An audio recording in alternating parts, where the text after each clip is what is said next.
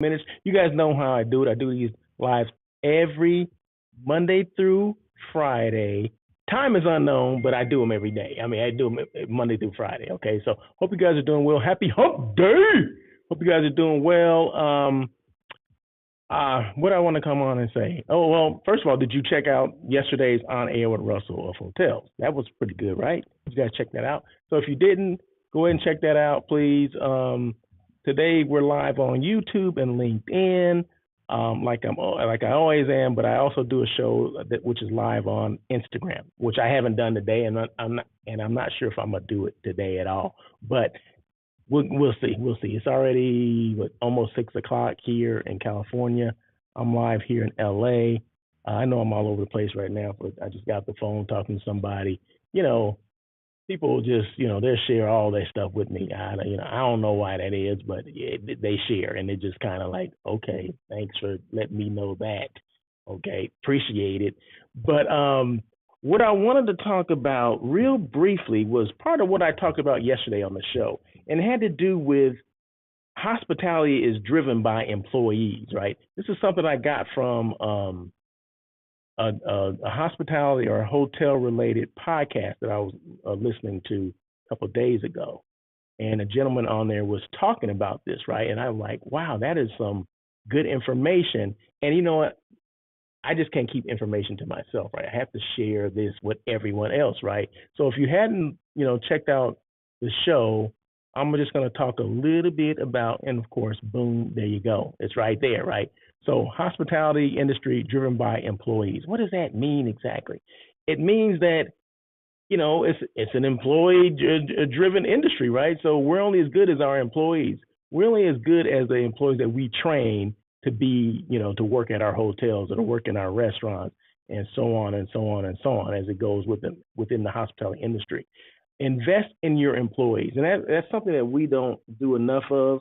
And I can go back to like the COVID years, right, which is just a couple of years ago, right, where there was a mass exodus when we wanted to come back, when people were coming back to work, and a lot of people chose not to come back. Now, some of them had aged out and they were retiring. We understand that, right? We're not talking about those, but the new people that we hire, or the people that were maybe younger, didn't want to come back. Why didn't they want to come back? I mean, is that a question that you guys ever thought about that? Well, why didn't they come back? I'm telling you that maybe the people within the industry never thought about that, but the people outside the industry thought about that. Like, well, why aren't these people coming back? Well, is it because we weren't spending enough time with them? They weren't properly trained. What was it? And why is it that the hospitality industry has the highest quit rate of any industry in the U.S.? I mean, isn't that crazy? I just see a comment. It says the heart of the hotel comes from the hearts of its team members. I like that. Okay, so you can see that you can make comments. In fact, hold on one second. I'm going to see who it is. That is Jim Schichter. Hey, Jim, how are you, sir? Let me just hold on one second. I just want to make sure that I see that first thing. Okay, there we go. All right. So please feel free to make comments. You can make comments. You can whatever. I'm going to put them on the screen. So that is from Jim Schichter. I'll show it again. The heart of the hotel comes from the hearts of its team members. Yeah. So it's all about the team members and how we're treating them, right? And like I said, we complain that, oh, they didn't come back. Oh, we're short staffed. Well, I hate to say this, but if we had taken care of them a little better before COVID, a lot of this stuff wouldn't have been happening or would not be happening. So let me just read a couple of things why people leave. Reasons why people leave: burnout for long-term employees, and then those who leave quickly basically said, of course, you do interviews or, exit interviews, right? So you want to know exactly why are they leaving, right? Why after 3 weeks they're leaving? You know what I mean? We put all this training in, and now all of a sudden they're leaving. Does it have to do with, did we hire the right people? I would say 9 out of 10 times we did hire the right person. It's just that maybe we didn't have the right person training them, or maybe we don't have the right person in charge of those particular people. You know what I mean? Because people still need a connection with other, especially their managers or supervisors. You just can't throw people out there and because we need warm bodies, right? And that's what a lot of times we're reacting to our occupancy. Our occupancy is high, so we got to hire people, and we're not training them enough. You know what I mean? We're throwing them out there to the wolves, so to speak, and then we're complaining when they leave, right? And I can say this because I can see, and this is not just for line level employees, this is managers as well, because I can see on whatever LinkedIn or was it LinkedIn, Indeed, hcareers.com, that the same positions keep reoccurring. The same manager positions keep reoccurring. Why is that? I mean, it's not just the line level employees that are affected. It's the new managers that we have coming in that are affected as well, right? Or maybe people say, well, there's something better out there, and there could be. But if we're taking care of our employees, and it's not always about monetary, I mean taking care of them, are we listening to them? This new generation of people that we're hiring, they're different, okay? So they're a little different, and we got to treat people differently. We can't treat them the same way as we're treating the people before. I have a millennial and a Gen Xer, okay? So you have to approach them different ways, right? You can't approach them the same way you approach my generation or maybe the generation below me, right? They're totally different generation. So we have to be mindful of that. Listen rather than offering a remedy to their situation, right? You got to listen more. Okay, you just can't tell them everything, right? Yeah, you tell them things, but in bite-sized pieces. But then you ask them, hey, well, how was your day? What's going on? What do you like about this? What didn't you like about that? I mean, there's certain things that we have to, talk to them, or how we have to talk to them. You just can't talk to everybody the same way that we were training people back in the day. Let's just say that. They're a little bit more sensitive. It is what it is, right? Like I said, I have a couple of them, so I know, right? Require more hand-holding, more positive reinforcement, more one-on-one times, right? So instead of, training them, around everyone else, maybe they need more one-on-one attention. I mean, there's different ways that we can do this, but bottom line, we have to make sure that highest quit rate of any industry, we need to solve that problem, okay? Or we're always going to be in the hole, right? We're never going to have enough people to take care of when our occupancy spikes up. We're like, oh, we got to just hire anybody. Well, that's not how it should work. So what else? And never be negative about the generation. Never say things like, well, your generation or this generation or that generation is, they're more sensitive. Yeah, never say that. Never say that. Just know that these are different people, and you have to talk to them differently. You have to train them differently. You have to have someone there, meaning if I'm the supervisor, if I'm the person that's training them, I'm the one that needs to, follow up and make sure everything's good, right? So one thing that you don't want to do is have them out there on their own where they don't have anyone to come to talk to. So if there's issues, you need to be accessible to them. So more accessibility is important as well. So when we're training them, we need to make sure, if we say we got an open door policy, guess what? We need to have an open door policy. I mean, that's just it. Jim hit it on the head. He said the heart of the hotel comes from the hearts of its team members. They have heart, right? They want to do well, but we have to make sure that we're doing everything we can to make sure they stay. And it's not always about money. It's about respect, how we're treating them, and are we accessible to them when they have issues? Okay, we got to hear everyone out, right? We just can't throw them out there to the wolves and expect them to, sink or swim. A lot of us came up in that industry or came up that time, during that period of time when it was sink or swim. I mean, I've given examples of when my sales career first started, how my director of sales gave me a book of lists of, mind you, this was before, the internet and all that kind of stuff, right? Gave me this book of lists and I said, what is this? Book of lists is like this big, about that big, right? And he said, find business. I'm like, well, how do I find business? Well, call them. Look it up, look in the book and see, there was no direction. There was just like, find business. And, that's what I did. And I thought that was training 101, but I find out later that that's not how the training should have gone. But it was it was what it was, right? So, I mean, that's how it was. And, I thought everybody went through that kind of training, but I find out later then that's not true. That's how I went through the training. That's how that particular director of sales and marketing trained me. Not everyone else is trained like that. But hey, I'm here. I made it, right? So obviously it worked for me, but you can't do that same thing these days, right? You can just say, hey, go on the internet and find all this business. Well, how do I find this business? Who do I start with? Where do I start? You know what I mean? So there's a lot of different things we have to let people know how to do these things. We can't assume, even if they came from another hotel, they come from another hotel, they have other hotels' baggage. Okay, you want them to have that same stuff when they come over? No, you want to eliminate some of the stuff. You want them to leave those bad habits somewhere else if they do have bad habits, right? So we have to spend time with them. You can't just throw them out there. We have to spend time, train them, follow up, be accessible. Like I said, if we say that we're accessible or we have the open door policy, we need to make sure we do have that.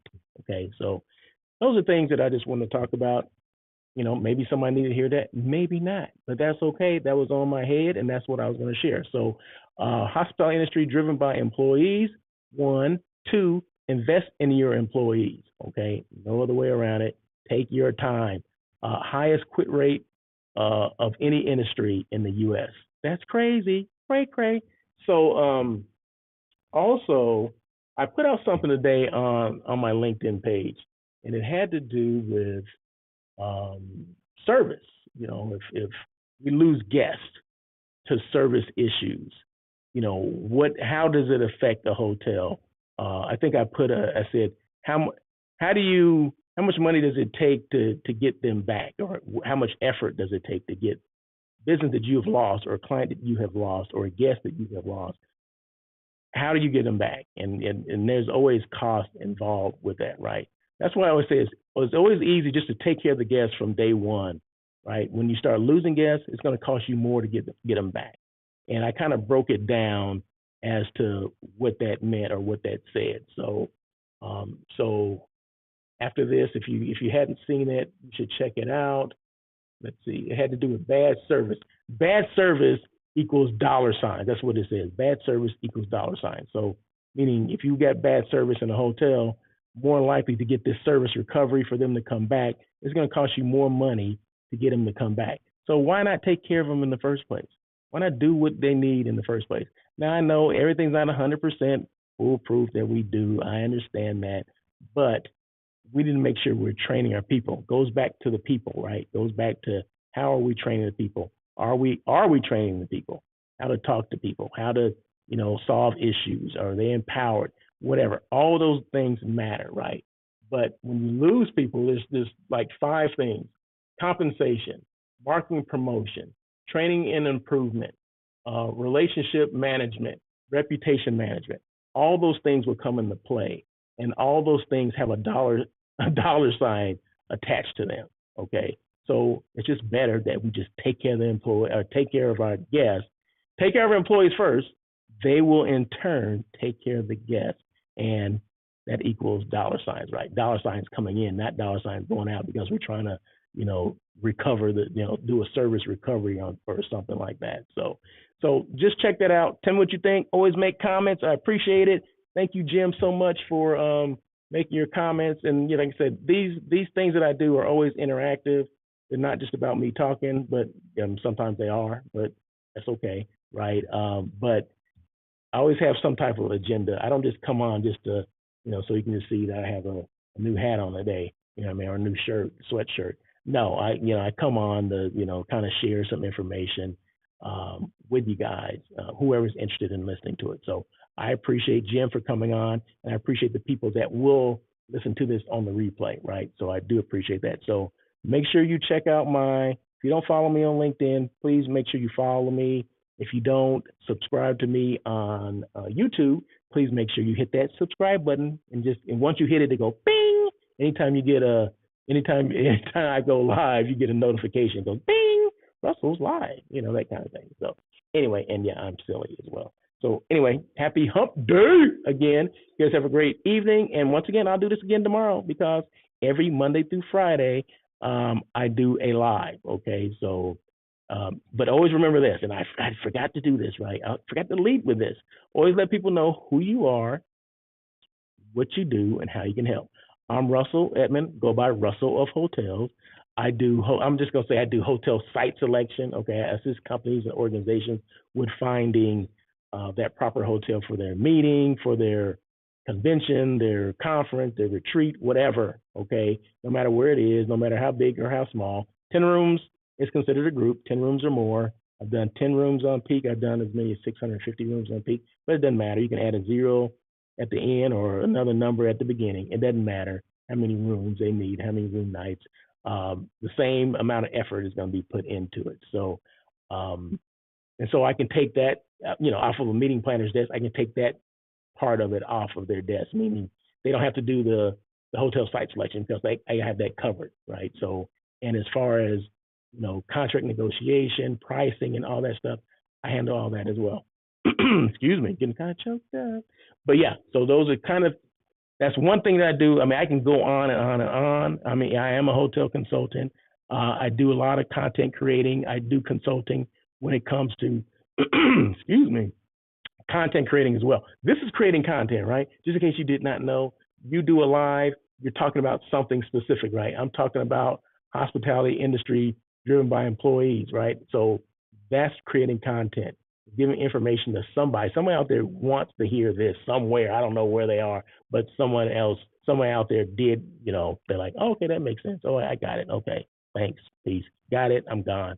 But yeah, so this is creating content for me, Russell of Hotels. That's the name of my company. But it's also creating content for who? Level Hotels downtown LA. I bet you guys didn't even see that, right? So I'm sitting at the table of inside the Level Hotel downtown LA. So, and what's unique about the Level Hotel downtown LA is that all the rooms have balconies. First of all the rooms, 1, 2, and 3 bedrooms, start off at 700 square feet each one, right? Your typical hotel room is about, and I may be kind of generous on this, 300 to 350 square feet. Some of them are less, you know what I mean? But some of them a little more depending on, the age of the property, right? It tends to be the older properties have bigger square footage than the newer ones, okay? And I believe the Moxie and the AC Hotel downtown LA, they're like the high 200s. They're not even 300 square feet, those rooms, right? So they're like 260, 270-ish square feet. So that just tells you, how hotels have changed, how hotel rooms have gotten smaller. So there you go. So at the Level Hotel, stayinglevel.com is the website. Their rooms start at 700 square feet. They go from 700 square feet for a 1-bedroom through 18,000 square feet for their 4-bedroom penthouse. And they all have balconies. Doesn't matter what it is. They all have balconies. So that's it. I just want to let you guys know that. And so I am creating content, not just for me, Russell of Hotels, but creating content for Level Hotels because that's the hotel that you see that I'm sitting in right now, okay, downtown LA.